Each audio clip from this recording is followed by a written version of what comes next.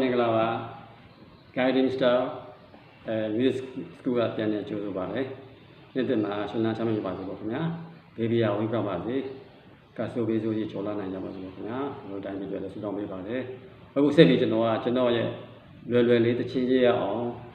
ကဏ္ဍလေးကိုအခုပြန်လဲစပြီးပါလေခင်ဗျာအခုအခန်း15ပါဒီအခန်း15မှာတော့ကျွန်တော်တို့အဓိကပြောချင်တာကကျွန်တော်တို့ minor တန်စင်လေးတွေဘယ်လိုရေးဖွဲ့မလဲဆိုတာလေးပေါ့နော်ရှေ့မှာပြီးခဲ့တာတွေက major တန်စင်ကိုကျွန်တော်ပြောတာပါအဲ့တော့ major တန်ဆိုတာ major chord နဲ့စမယ် major scale ကိုသုံးပါတယ်ထိုနည်းတူစွာပဲအခု minor တန်စင်ဆိုလို့ရှိရင်ကျွန်တော်ဗာလဲ minor chord တွေ minor scale တွေနဲ့ကျွန်တော်သုံးမှာဖြစ်ပါတယ်ခင်ဗျာအဲ့တော့ minor တန်စင်ဆိုတော့ကျွန်တော်တို့အဆွေးအမှန်လေးပေါ့အဲ့ဒါလေးပါကျွန်တော်ရေးတာများပါတယ်အဓိကကတော့ scale မှာသူက do re mi mi ဆိုလို့ရှိရင်ကျွန်တော်အဲ့ဒါကျွန်တော်တို့ဗာလဲscale မှာပြီး chord မှာပြီး mi လို့ပါလာအဲ့ဒါ major လို့ခေါ်ပါတယ်တမတ်ပါတယ်အဲ့ဒါမဟုတ်ဘဲနဲ့ mi မဟုတ်ဘဲနဲ့3 flat မဟာဆိုလို့ရှိရင် chord ပွဲစည်းဖို့ဖြစ် scale မှာဖြစ်3 flat မဟာပါလိုက်အဲ့ဒါကျွန်တော် minor တန်လို့ခေါ်ပါတယ် minor note minor chord လို့ခေါ်ပါတယ်အဓိက3နဲ့3 flat ပေါ့နော်3က major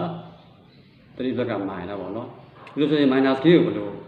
ထုတ်ပုံလဲပေါ့နော် minor scale ကိုနားလည်ရမှာဆိုတော့ minor scale မှာဥစွာသိရမှာအများကြီးရှိတဲ့အခါကျတော့ natural minor pure minor လို့ခေါ်ပါတယ်အဲ natural minor scale ကိုသိဖို့လိုပါတယ်အဲ natural minor scale လေးကိုအခြေခံပြီးတော့ဒီ minor တန်လေးတွေရေးမှာဟုတ်ဗျအဲ့တော့အဲ့ natural minor scale ကဘယ်လိုလဲဆိုတာကျွန်တော်ဘယ်လိုဖြစ်လာတယ်လဲပေါ့နော်တကယ်တော့ natural minor scale ကဒီ major scale ကထုတ်ပြီးတော့ပါပဲကျွန်တော်တို့ major scale က do re mi fa sol la ti အဲ့ဒီကမှာနေပဲကျွန်တော်တို့ကတစ်ကံပြီးတော့ပဲသူကလာကနေစလိုက်နံပါတ်6ပေါ့နော်6ကနေပြီးတော့စပြီးရေးလိုက်မယ်ဆိုရင်လာတီ do re mi fa sol la ဆိုပြီးအဲ့ဒါလေးပေါ့နော်လာတီ do re mi fa sol la အဲ့ဒီ diatonic က6ပါစထုတ်ပြီးဆက်ပြီးတော့6မှာပြန်ဆုံးလိုက်ပါအဲ့ဒါဆိုရင်သူက natural minor scale ကိုရပါတယ်အဲ့ဒီ scale ရတော့ပါတယ်ဒီ C major scale ရဲ့6က E ပေါ့ဗျာ A ရစပြီးတော့ကြောင်းလာ E do re mi fa sol la အဲ့ဒီလာထွက်လာတဲ့အတန် A ဖြစ်တဲ့ကြောင့်အဲ့ဒါ A ရဲ့ minor scale လို့ခေါ်ပါတယ် A natural minor scale လို့ခေါ်ပါတယ်ဒါကြောင့် A natural minor scale ဒီသူ C major scale နဲ့ထုတ်ပေါ်တဲ့ကြောင့်သူ့ရဲ့ဟိုကဆရာတခင်ကတော့ C ပဲဖြစ်ပါတယ်နော်လာတီဒိုရေမီဖာဆိုလာဆိုတာပြီးတော့မှအဲ့ဒီလာတီမီဖာဆိုလာကို6ကိုကျွန်တော်တစ်လို့စဖလိုက်မယ်ဆိုရှင်ဟော1 2 3 flat 4 flat 6 flat 7 flat 1ဆိုပြန်ဖြစ်လာတယ်အဲ့နေရာမှာကျတော့ဒီလာကိုတစ်လို့ထားလိုက်လို့ရှင်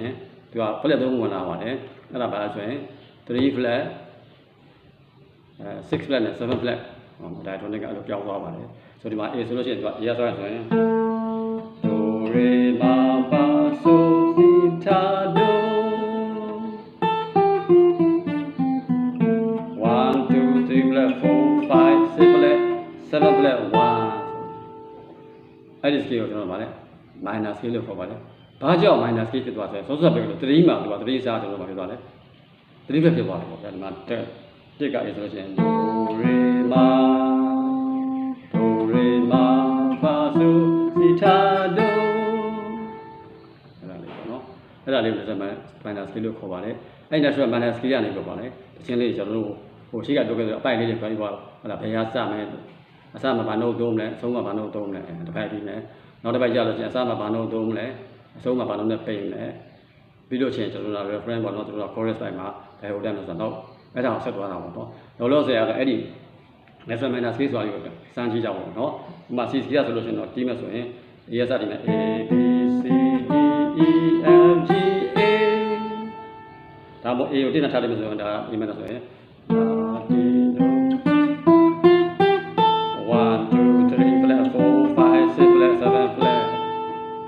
အဲ့ဒီလုပ်တဲ့ရထုတ်ပြီးတော့ကျွန်တော်တို့ minor ချင်းကိုကျွန်တော်စမှာပေါ့နော်။ Okay နောက်တစ်ပတ်ကျရင်ကျွန်တော်အဲ့မှာနော်။တရှင်းဘယ်လိုရေးဖွဲ့လဲဆိုတော့ကျွန်တော်ပြောပြပါမယ်။ခုလည်းအဲ့ minor scale ကိုတီးကြည့်ကြပါအောင်နော်။ Okay